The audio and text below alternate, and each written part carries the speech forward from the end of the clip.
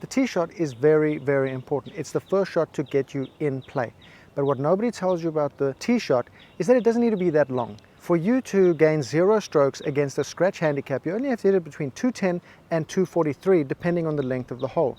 A 10 handicap from 170 to 210 yards off the tee, and for a 15 handicap, anywhere from 160 to 200 off the tee gains you 0 strokes, which means it's a middle of the road drive for that handicap level. What people don't tell you about the tee shot is that 65% of all penalties start on the tee shot, and 50% of double bogeys come from that penalty off the tee shot. Our only goal off the tee is to get the ball in play as far as we can off the tee without going in a hazard, allowing ourselves a second shot. But how do we do that? The most important part of the tee shot is to pick a club that you are confidential will actually go in play and not go in a hazard. You have to pick a club that you know the shape of the shot. If you have a shape, you can now aim for a better target. If you have a fade, you can aim to the left so your ball comes left to right into the place you want it to land. If you have a draw, you start the ball to the right and it draws into where you want the ball to land. That landing area is not a hazard. We have to understand the value of each hazard. If we go in water, we're guaranteed losing at least 1.5 shots. OB, we lose 2 shots. In a fairway bunker, we lose at least half a shot. And if you get behind trees, you are going to lose at least a shot if you have to chip out sideways. One of the things people do tell you is that fairways don't matter for any handicap level. They're overrated. But what they don't tell you is that a fairway may not predict the score, but it is a worthy goal to actually give you a predictable shot.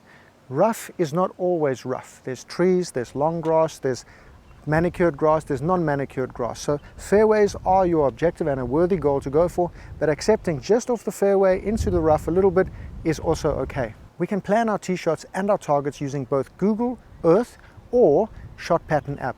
If you put your individual shots into the Shot Pattern app, it's going to give you an actual information about where your shots will finish most likely on that shot, picking that target. If you put in your shots in the Shot Pattern app, it's going to actually predict to you where your ball might land. So before your round, you can actually preview the golf course and plan what club to hit to which target. You can do this on Google Earth for free as well. Let's talk about target selection of the tee that nobody tells you about.